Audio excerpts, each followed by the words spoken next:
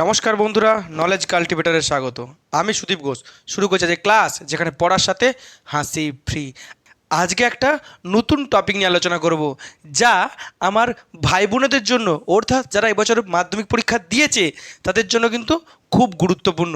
যে উচ্চ মাধ্যমিকের সিলেবাস আর পরীক্ষা সিস্টেম পুরোপুরি চেঞ্জ হতে চলেছে।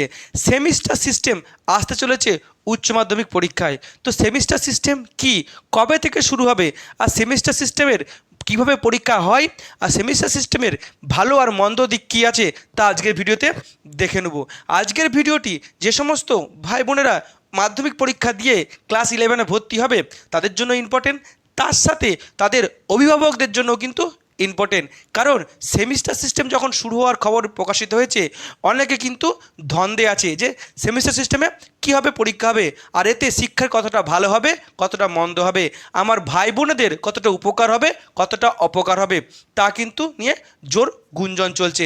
কেউ কেউ একে সাপোর্ট করছে, আর কেউ কেউ এর বিরোধিতা করছে। তো আজকের ভিডিওতে টোটাল বিষয়টি সম্পর্কে দেখে নেব। আর তার আগে এই সেমিস্টার সিস্টেম সম্পর্কে কোনো বিষয়ে আপনার কোনো জানার কিছু থাকলে অবশ্যই কমেন্ট বক্সে জানাবেন। তার সাথে আপনি সেমিস্টার সিস্টেমকে সাপোর্ট করছেন না এর বিরোধিতা করছেন, অবশ্যই কিন্তু কমেন্ট বক্সে জানাবেন। তো আজকের ভিডিও উচ্চ মাধ্যমিকের ভাই বোনেদের জন্য, যে semester system in HS exam, অর্থাৎ এইচএস পরীক্ষাতে সেমিস্টার সিস্টেম চালু হতে চলেছে। কি বলছে যে West Bengal council of higher secondary education, অর্থাৎ উচ্চ মাধ্যমিক শিক্ষা সংসদ একটি নোটিফিকেশান জারি করেছে।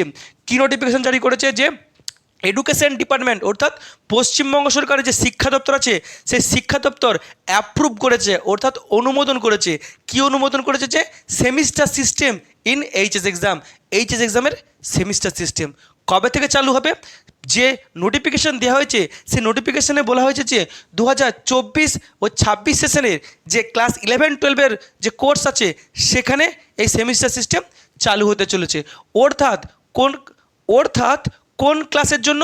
যারা ক্লাস 11-এ 2024-25 সালে ভর্তি হবে, অর্থাৎ যারা এবছর মাধ্যমিক পরীক্ষা দিয়ে 11-এ ভর্তি হতে চলেছে তাদের সেশন, আর তাদের পরবর্তী সেশন অর্থাৎ ক্লাস 12-এর যারা, তারাই যখন ক্লাস 12-এ উঠবে, অর্থাৎ ক্লাস 12-এর 25-26 সেশনে এই সেমিস্টার সিস্টেমে পরীক্ষা হবে। কিন্তু নট ফর প্রেজেন্ট ক্লাস 11-12, যারা এবছর ক্লাস 11-এর পরীক্ষা দিয়ে 12-এ উঠেছে তাদের জন্য কিন্তু এই সিস্টেম না। তাদের আগের যে সিস্টেম আছে সেই সিস্টেমে পরীক্ষা হবে। অর্থাৎ যে ভাই বোনেরা ক্লাস 11-এর পরীক্ষা দিয়ে 12-এর পরীক্ষা শুরু করেছে বা পড়াশোনা শুরু করেছে, তাদের জন্য কিন্তু কোনো অসুবিধা হবে না, তাদের জন্য কিন্তু কোনো পরিবর্তন হচ্ছে না। পরিবর্তন হচ্ছে কাদের জন্য? যারা এবছর মাধ্যমিক দিয়ে 11-এ ভর্তি হবে আর তারাই পরে 12-এ উঠবে। এটা কিন্তু বারবার মাথায় রাখতে হবে। এখন সেমিস্টার সিস্টেমটা কি, কীভাবে এর পড়াশোনা হবে, কীভাবে এর পরীক্ষা, সেটা জানতে হবে। তো সেমিস্টার সিস্টেম জানার আগে আমাদেরকে জানতে হবে ওল্ড সিস্টেমটা, যেটা এতদিন ধরে পরীক্ষা হয়ে আসছে বা এবছরও হবে, সেই সিস্টেমটা আমাদেরকে জানতে হবে। যেটা হচ্ছে অ্যানুয়াল সিস্টেম, হচ্ছে বার্ষিক পরীক্ষা। কি হয়? One exam in every year, অর্থাৎ প্রত্যেক বছরে একটাই পরীক্ষা হয়। ক্লাস 11-এ একটা পরীক্ষা হয়, আর ক্লাস 12-এ একটা পরীক্ষা হয়। আর ক্লাস 12-এর যে পরীক্ষা সেটা হচ্ছে এইচএস এক্সামের পরীক্ষা, অর্থাৎ সেটাইতেই এইচএস এক্সামের মার্কস তৈরি হয় বা গ্রেডেশন তৈরি হয়। তাহলে সেমিস্টার সিস্টেমটা কিন্তু এই অ্যানুয়াল সিস্টেমের থেকে পুরোপুরি আলাদা। সেমিস্টার সিস্টেমে কি হয়? যে সেমিস্টার সিস্টেমে ক্লাস 11-এর জন্য আগে বলছি, তারপরে ক্লাস 12টা বলবো। ক্লাস 11-এর জন্য যে 2 এক্সামস ইন এভরি ইয়ার, অর্থাৎ ক্লাস 11-এই কিন্তু ওই এক বছরের মধ্যে 2টি পরীক্ষা হবে। অর্থাৎ 6 মাসে একটা পরীক্ষা, আর পরের 6 মাসে একটা পরীক্ষা। অর্থাৎ প্রথম যে 6 মাস সেটা হচ্ছে সেমিস্টার 1 বা সেম 1, আর পরের যে 6 মাসটা সেটা হচ্ছে সেমিস্টার 2 বা সেম 2। এখন এই যে 6 মাসটা গ্যাপে, অর্থাৎ দুটো পরীক্ষার মধ্যে 6 মাস করে গ্যাপ থাকবে, আর সেমিস্টার 1 সেমিস্টার 2। আর এই যে সেমিস্টার 1, প্রত্যেকটা সেমিস্টারে কিন্তু দুটো করে পরীক্ষা হবে। একটা হবে ইন্টারনাল পরীক্ষা, একটা হচ্ছে এক্সটার্নাল পরীক্ষা। ইন্টারনাল পরীক্ষাটা কি? ইন্টারনাল পরীক্ষা মানে ভিতরে বুঝতেই পারছি, অর্থাৎ ইন্টারনাল পরীক্ষার কোশ্চেন পেপার সেট করবে কিন্তু স্কুলের টিচাররা, আর এক্সটার্নাল পরীক্ষার বাকি যেটা একবারে 6 মাসের মাথায় হবে, সেটাতে কিন্তু কোশ্চেন পেপার ঠিক করবে কাউন্সিল থেকে কোশ্চেন পেপার আসবে। এখন ইন্টারনাল এক্সাম যেটা হচ্ছে 1 মাস যেটা কোর্স শুরু হওয়ার 1 মাস 2 মাসের মাথায় হবে সেটা কিন্তু হতে পারে 10 নাম্বারে, হতে পারে 15 নাম্বারে, হতে পারে 20 নাম্বারের হতে পারে। সেটা কিন্তু ক্লাসেই পরীক্ষা দেবে আর সেখানে কিন্তু কোশ্চেন পেপার তৈরি করবে স্কুলের টিচাররা। আর এক্সটার্নাল পরীক্ষা হবে, অর্থাৎ যেটা সেমিস্টার পরীক্ষা আমরা বলি, সেটা হবে কিন্তু ঠিক 6 মাসের শেষ মুহূর্তে, অর্থাৎ একবারে 6 মাসে যখন কোর্স শেষ হবে তখন। আর তখন যে কোশ্চেনটা হবে এটা কিন্তু কাউন্সিল থেকে কোশ্চেন হবে। এখন ইন্টারনাল এক্সামে যে মার্কসের পরীক্ষা হয়ে গেছে তার বাদে যে মার্কসটা পড়ে থাকবে সেই মার্কসটার উপরে কিন্তু এক্সটার্নাল পরীক্ষা হবে। অর্থাৎ ইন্টারনাল এক্সাম আর এক্সটার্নাল এক্সাম মিলে যদি 50 নাম্বারের পরীক্ষা হয়, ধরো অঙ্কে 50, বাংলায় 50, ফিজিক্সে 50, কেমিস্ট্রিতে 50, তাহলে ইন্টারনালে যদি 10, 15, 20 নাম্বারে হয়ে থাকে, তাহলে যে সেমিস্টার পরীক্ষা অর্থাৎ 6 মাসের মাথায় যে এক্সটার্নাল পরীক্ষাটা হবে সেখানে পরীক্ষা হবে 40 নাম্বারের, 35 নাম্বার বা 30 নাম্বারে হতে পারে। আর যদি 100 নাম্বারের পরীক্ষা হয়, তাহলে টোটাল যদি 100 নাম্বারের পরীক্ষা হয়, তাহলে ইন্টারনালে 10, 15 বা 20 হয়ে গেছে, তার বাকি পরীক্ষাটা হবে 90, 85 বা 80। এই মার্কসে কিন্তু এক্সটার্নাল পরীক্ষাটা হবে, সেমিস্টার পরীক্ষাটা হবে। এখন 6 মাসের মাথায় প্রথম সেমিস্টারের পরীক্ষা হলো, কিন্তু তারপরে কিন্তু কোনো গ্যাপ থাকবে না। আজকে সেমিস্টারের পরীক্ষা হলো, 1 সপ্তাহের মধ্যে কিন্তু দ্বিতীয় সেমিস্টারের ক্লাস শুরু হয়ে যাবে। আর তার রেজাল্টটা কিন্তু ফার্স্ট সেমিস্টার রেজাল্ট কিন্তু এই সেকেন্ড সেমিস্টারে যখন আমি পড়ছি তখনও কিন্তু রেজাল্টটা আমরা পেয়ে যাব। আবার সেকেন্ড সেমিস্টারেও ইন্টারনাল হলো, আবার ঠিক 6 মাসের মাথায় এক্সটার্নাল হলো বা সেমিস্টারের শেষ পরীক্ষা হলো।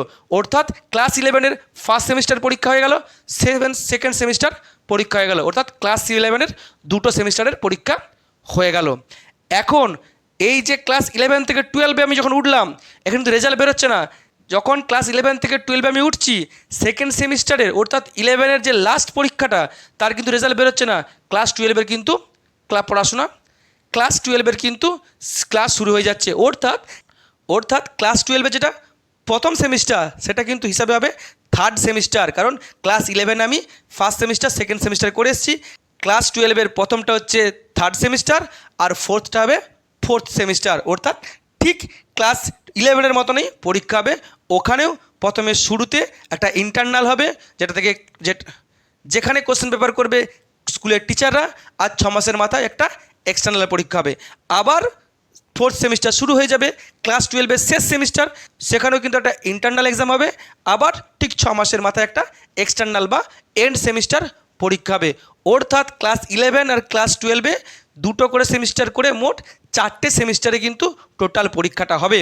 ক্লাস 12-এ টোটাল যে মার্কসটা হবে এটা কিন্তু এই 4টে সেমিস্টার মিলিয়ে একটা গ্রেডেশন তৈরি করা হবে, কিংবা 12-এর দুটো সেমিস্টার মিলিয়ে একটা গ্রেডেশন তৈরি করা হবে, যেটাকে আমরা বলি সিজিপিএ ক্যাটাগরিতে গ্রেডেশন তৈরি করা হবে, যেটা পয়েন্টে হবে 4.5, 7.3, এই হবে মার্কস ডিভিশন হবে। এ হচ্ছে সেমিস্টার সিস্টেম। আশা করি সেমিস্টার সিস্টেমটাকে বোঝাতে পেরেছি। এখন এই যে কীভাবে পরীক্ষা হবে, এর সিলেবাস কী, এক্সাম প্যাটার্ন কী, এটা কিন্তু সংসদ থেকে এখনও বলে দেওয়া হয়নি। আগামী দিন এটাকে পাবলিশ করা হবে বলে বা প্রকাশিত করা হবে বলে বলা হয়েছে। এখন এই যে সেমিস্টার সিস্টেম, এই সেমিস্টার সিস্টেমের সুবিধা কী হবে আর অসুবিধা কী, অ্যাডভান্টেজ কী আর ডিসঅ্যাডভান্টেজ কী, এটা কিন্তু অত্যন্ত গুরুত্বপূর্ণ। প্রথমে হচ্ছে অ্যাডভান্টেজ, যে high marks in exam. Semester সিস্টেমে যেহেতু পাটে পাটে পরীক্ষা হচ্ছে, তাই কিন্তু এখানে নাম্বার তোলার ব্যাপক সুযোগ থাকে, অর্থাৎ বেশি বেশি করে হাই স্কোর করা যায় এই সেমিস্টার সিস্টেমে। আর কি, exam through out the year. আগে যেহেতু বছরে একটা করে পরীক্ষা হতো, ছেলেপুলেরা কিন্তু গুরুত্ব দিত না যে পরীক্ষার আগে 2 মাস 3 মাস আগে পড়বো, কিন্তু এখানে কিন্তু দেখো যে সারা বছরই পরীক্ষা, সারা বছরে দুটো সেমিস্টার, সেখানে একটা সেমিস্টারে ইন্টারনাল এক্সটার্নাল, আবার ইন্টারনাল এক্সটার্নাল, অর্থাৎ একটা সারা বছর একটা পরীক্ষার চাপ থাকবে। অর্থাৎ পরীক্ষার আগে যে পড়বো সেটা করলে কিন্তু হবে না, সারা বছরই কিন্তু পড়াশোনার সঙ্গে যুক্ত থাকতে হবে। আর কি, কলেজ ইউনিভার্সিটি সেমিস্টার হেল্পফুল হবে। এখন বর্তমানে কলেজ আর ইউনিভার্সিটিতে যখন আমরা এইচএসের পরে ভর্তি হচ্ছি, তখন কিন্তু আমরা সেমিস্টার সিস্টেমে পরীক্ষা দিচ্ছি, আর সেমিস্টার সিস্টেমটাকে আমরা বুঝে উঠতে পারছি না, আমরা অনেকে ধরতেই পারছি না। কি হয়, এইচএসের পরে কলেজে ভর্তি হতে হতে আমাদের পুজো চলে আসে, পুজোর ছুটি থাকে, পুজোর ছুটির পরে আমরা ইন্টারনাল পরীক্ষা দিই, বুঝে উঠতে পারি না। আবার যখন ডিসেম্বরে যে ছুটিটা নিউ ইয়ারে, সেই সময় মাথা দিয়ে কিন্তু বা তারপরেতে কিন্তু এন্ড সেমিস্টার পরীক্ষা হয়ে যায়, তাহলে কিন্তু আমরা বুঝে উঠতে পারি না। আর যেহেতু এখানে এইচএস থেকেই সেমিস্টার সিস্টেমে পড়াশোনা হবে, তাহলে কিন্তু ছেলেপুলেরা বুঝতে পারবে, কলেজে বা ইউনিভার্সিটিতে গিয়ে কিন্তু অথৈ সাগরে পড়ে যাবে না। আর কি ফেলড সাপ্লিমেন্টারি এক্সাম, যদি কোনো স্টুডেন্ট ফার্স্ট সেমিস্টারে ফেল করলো তাহলে কিন্তু তার পুরো বছরেরটা কিন্তু লস হবে না বা ইয়ার লস হবে না, সে কিন্তু ফেল করা সত্ত্বেও সেকেন্ড সেমিস্টারে পড়তে শুরু করবে, পড়াশোনা চালিয়ে যাবে, সেকেন্ড সেমিস্টারেও পরীক্ষা দিতে পারবে। আবার যখন ফার্স্ট সেমিস্টার পরীক্ষা হবে পরবর্তী ক্ষেত্রে, সে তখন ওইখানে ওই ফার্স্ট সেমিস্টারে বসে নিজেকে সাপ্লিমেন্টারি পরীক্ষা দিতে পারবে বা সাপ্লি দিতে পারবে, অর্থাৎ তার ইয়ার লস হবে না, পুরোটা কিন্তু সেম ইয়ারে চলবে, সেম কারেন্ট ইয়ারে সে পাস আউট হয়ে বেরিয়ে যেতে পারবে। আর কি chance to modify in next exam, আগে আগে কি হতো যে ক্লাস 11 একবার শেষে পরীক্ষা হচ্ছে, আমার কিন্তু আর সংশোধন করার সুযোগ থাকে না। এখানে যেহেতু 6 মাস ছাড়া পরীক্ষা হবে, প্রথম সেমিস্টারে যদি আমার প্রবলেম থাকে বা কিছু ভুলভ্রান্তি থাকে, সেটা আমি মডিফাই করে পরবর্তী সেমিস্টারে কিন্তু সেটাকে আমি ভালো স্কোর করতে পারবো, একটা সুযোগ থাকবে। লেস প্রেসার অন সিলেবাস, এখন কি হয় যখন ক্লাস 11-এ পড়ছি বড় বড় বইগুলো দেখে আমরা ভয় খেয়ে যাই, সৌরেন্দ্রনাথদের যে বড় ম্যাথ বই, ভয় খেয়ে যাই যে এত বড় সিলেবাস আমি শেষ করব কোথায়। কিন্তু যেহেতু এখানে সেমিস্টার সিস্টেম, এখানে কিন্তু সিলেবাসের ওপরে চাপ কম থাকবে, মেনলি কিন্তু পরীক্ষার উপরে চাপ থাকবে, ইম্পর্টেন্ট টপিক্সের উপরে চাপ বেশি থাকবে। অ্যাটেন্ডেন্স উইল ইনক্রিজ, যে উপস্থিতির সংখ্যা কিন্তু স্কুলে বাড়বে, কারণ যেহেতু সেমিস্টার সিস্টেমে পরীক্ষা হচ্ছে সেখানে কিন্তু ক্লাস নোট কিন্তু অত্যন্ত গুরুত্বপূর্ণ, কারণ যে ইন্টারনাল পরীক্ষা হবে, কারণ টিচাররাই কোশ্চেন করবে, তারা কিন্তু সেই ক্লাস নোটটার উপর জোর দেবে, আর যেহেতু পুরো সিলেবাস পড়ার সুযোগ নয়, তার টিচাররা কিন্তু ইম্পর্টেন্ট টপিকগুলো পড়বে, আর তার জন্য কিন্তু আমাকে স্কুলে যেতেই হবে, বাড়িতে বসে থাকলে কিন্তু আমি ভালো স্কোর করতে পারবো না। আর কি কোর্স চয়েস, অনেক ক্ষেত্রে কিন্তু স্টুডেন্টদের হাতে কোর্স চয়েসের একটা সুযোগ থাকে, যে তুমি এইটা না পড়ে তুমি পছন্দ মতো এই পার্টটা পড়তে পারো, বা অল্টারনেটিভ কোর্সের সুযোগ থাকবে। এখন এ হলো অ্যাডভান্টেজ। ডিসঅ্যাডভান্টেজ কি? ডিসঅ্যাডভান্টেজের লিস্ট কিন্তু অ্যাডভান্টেজের থেকে কিন্তু অনেকটাই বড়। যখন আমাদের কোনো নতুন কিছু আমরা প্রয়োগ করতে যাই, আমরা জানি যে একাধিক সমস্যা দেখা যায়, আর সেটাকে আমরা বলি যে তার একাধিক অসুবিধা আছে। এখন ডিসঅ্যাডভান্টেজ কি? লেস টাইম মোর প্রেসার, যেটা ডিফিকাল্ট হবে, পড়ার জন্য খুব কম সময়, ছেলেপুলেরা সময় বের করতে পারবে না, বুঝে উঠতে পারবে না, আর কি যে প্রেসার বেশি, এই পরীক্ষা ওই পরীক্ষা, অর্থাৎ কম সময়ে বেশি চাপ তাদেরকে সামালতে হবে, যা কিন্তু খুব প্রবলেমেটিক হয়ে যাবে ছেলেদের কাছে। আর কি প্রবলেম ইন কমপ্লিটিং সিলেবাস, যেহেতু এই ইন্টারনাল পরীক্ষা আবার সেমিস্টার পরীক্ষা 6 মাসের মধ্যেই, তাহলে কিন্তু সিলেবাস শেষের কিন্তু খুব একটা চাপ থাকবে, সেখানে কিন্তু সিলেবাস শেষ করার ক্ষেত্রে কিন্তু খুব প্রবলেমেটিক হয়ে যাবে, অর্থাৎ সিলেবাস শেষ করাই যাবে না, কারণ এই পরীক্ষা আবার উঠোউঠি পরীক্ষা, সিলেবাস শেষ করতে পারবে না। অনেকে আমরা দেখি যে আমাদের পুজোর সময় টানা ছুটি থাকে, আবার গ্রীষ্মকালে ছুটি থাকে, শীতকালে ছুটি থাকে, এই যে টানা ছুটি আছে 1 মাস 10 দিন 15 দিন, এগুলো কিন্তু স্কুলের জন্য ব্যাপক ক্ষতি করবে বা পড়াশোনার জন্য কিন্তু ব্যাপক ক্ষতি করবে সেমিস্টার সিস্টেমে। আর কি অ্যাভয়েড সাম চ্যাপ্টার্স প্রবলেমেটিক, যেহেতু একটা নির্দিষ্ট টপিকের উপরে পরীক্ষা হবে সেমিস্টারে, সেখানে কিন্তু আমাকে যেহেতু এক্সামে আমাকে স্কোর বেশি করতে হবে, তাহলে বাধ্য হয়ে আমাকে কিছু চ্যাপ্টার কিন্তু অ্যাভয়েড করতে হবে, আমাকে অল্টারনেটিভ চ্যাপ্টার পড়ে বা সিলেবাসের ইম্পর্টেন্ট চ্যাপ্টারের উপর পড়ে কিন্তু পরীক্ষা দিতে হবে। আর এই যে চ্যাপ্টারগুলোকে আমি অ্যাভয়েড করছি বা বাদ দিচ্ছি, এটা কিন্তু পরবর্তী ক্ষেত্রে ব্যাপক অসুবিধা হবে, কারণ পড়াশোনায় কোথাও একটা খামতি রয়ে যাবে। আর কি teacher focus on completing syllabus, extra class doubt clearance no chance, টিচারদের সবসময় মাথায় থাকবে কি সামনে পরীক্ষা, পরীক্ষার আগে আমাদেরকে সিলেবাস শেষ করতে হবে, আর সিলেবাস শেষ করতে গিয়ে টিচাররা কিন্তু ঠিক মনের মতো করে পড়াতে পারবে না, এক্সট্রা ক্লাসের সুযোগ থাকবে না।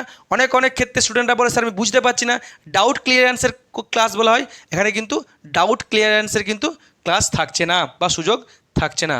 Problem for teacher, question paper, exam paper checking, আবার হচ্ছে এক্সাম অর্গানাইজ, টিচারদের ক্ষেত্রে কিন্তু খুব প্রবলেমেটিক হবে, কারণ তাদেরকে কোশ্চেন পেপার তৈরি করতে হবে, আবার কোশ্চেন অর্গানাইজ করতে হবে, সেখানে আবার কি করতে হবে যে পরীক্ষার জন্য খাতা চেক করে আবার টিচার স্টুডেন্টদেরকে দিতে হবে, ওটা তারাও কিন্তু একটা চাপের মধ্যে থাকবে টিচাররা।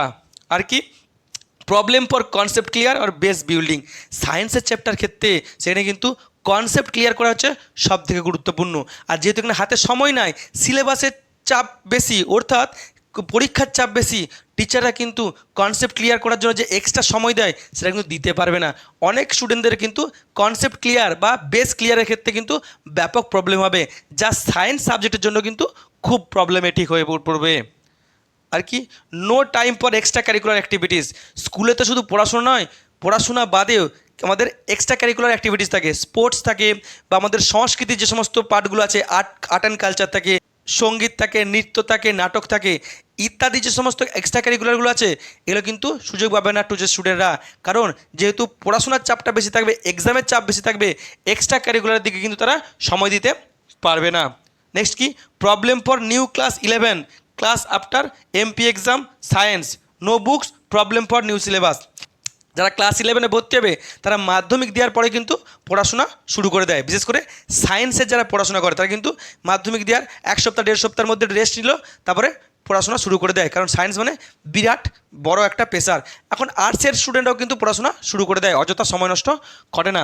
কিন্তু যেহেতু হঠাৎ করে তাদের জন্য এই সিস্টেমটাই চালু করা হচ্ছে, তাদের মাঝে দু একটা গ্যাপ দেওয়া হচ্ছে না, তাদের জন্য খুব সমস্যা। কারণ তারা পুরনো বই পড়তে পারবে না, নতুন বই কিন্তু আসতে সময় লাগবে। কারণ এই নোটিফিকেশান জারি করেছে, হয়তো সিলেবাস বা তার এক্সাম প্যাটার্ন দিতে আরও একটু সময় লাগবে।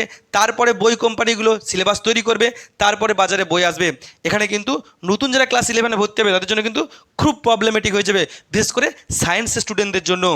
নেক্সট কি, problem for books, teacher, tutor. যেহেতু এখনও সিলেবাস দেয়নি, এরপরে সিলেবাস দিবে, বইগুলোর কিন্তু বই তৈরি করতে সময় লাগবে, যে বই কোম্পানিগুলো আছে, টিচারদের নোটস তৈরি করতে কাজে লাগবে, টিউটরদেরও কিন্তু সমস্যা হবে। অর্থাৎ স্টুডেন্টরা যেটার উপরে নির্ভরশীল তাদের যদি প্রবলেম হয় তাহলে কিন্তু স্টুডেন্টদের প্রবলেম হবে। আর কি, স্কুল ড্রপ আউটস ইনক্রিজ, হয়তো স্কুল ছুটের সংখ্যা বেড়ে যেতে পারে। কারণ আমরা জানি যে 2011 সাল 2014 সালের পর থেকে রাজ্যে আর দেশে শিক্ষা ব্যবস্থার চরম অবনতি হয়েছে। তার জন্য বিভিন্ন কারণ আছে। একটা কারণ হচ্ছে সিলেবাসটাকে জঘন্য করা হয়েছে। দ্বিতীয় কথা হচ্ছে যে টিচার নিয়োগে অনীহা দেখা গেছে সরকারের। এছাড়াও দুর্নীতি করে টিচার নিয়োগ করা হয়েছে। তার সাথে চাকরির সুযোগ ব্যাপকভাবে কমে গেছে। এমনকি তার সঙ্গে এসছে কোভিড এসছে। আর এই কোভিড আসার পরে কিন্তু টোটাল এই এতগুলি কারণ মিলে শিক্ষার ব্যবস্থা কিন্তু ব্যাপক অবনতি হয়েছে। বিশেষ করে গ্রাম বাংলার স্কুলের ছেলেপুলেরা কিন্তু পড়াশোনা প্রায় ছেড়ে দিয়েছে বললেই চলে। আর সেখানে যদি আবার এইচএসে এই নতুন সিস্টেম যদি দেওয়া হয় রাতারাতি, অর্থাৎ এবছর থেকে যদি শুরু করে দেওয়া হয়, ছেলেপুলে কিন্তু বুঝে উঠতে পারবে না, কি হচ্ছে বুঝতে পারবে না, তাদের কিন্তু পড়াশোনার ব্যাপক ক্ষতি হবে। কারণ তাদেরকে সময় দেওয়া উচিত ছিল। তাছাড়াও তারা কিন্তু ইন্টারেস্ট হারিয়ে ফেলতে পারে, যে এই মাথায় মাথায় পরীক্ষা, পেছনে পেছনে পরীক্ষা, অনেকে কিন্তু স্কুল ছুট হয়ে যেতে পারে বা স্কুল ছুটের সংখ্যা কিন্তু বাড়তে পারে। এই হলো আজকের ভিডিও, যেখানে সেমিস্টার সিস্টেম নিয়ে টোটাল বিষয়গুলি ক্লিয়ার করার চেষ্টা করলাম। এই টপিকের উপরে যদি আরও কোনো প্রশ্ন থাকে তো অবশ্যই কমেন্ট বক্সে জানাবেন। ভিডিওটি এখানে শেষ হলো।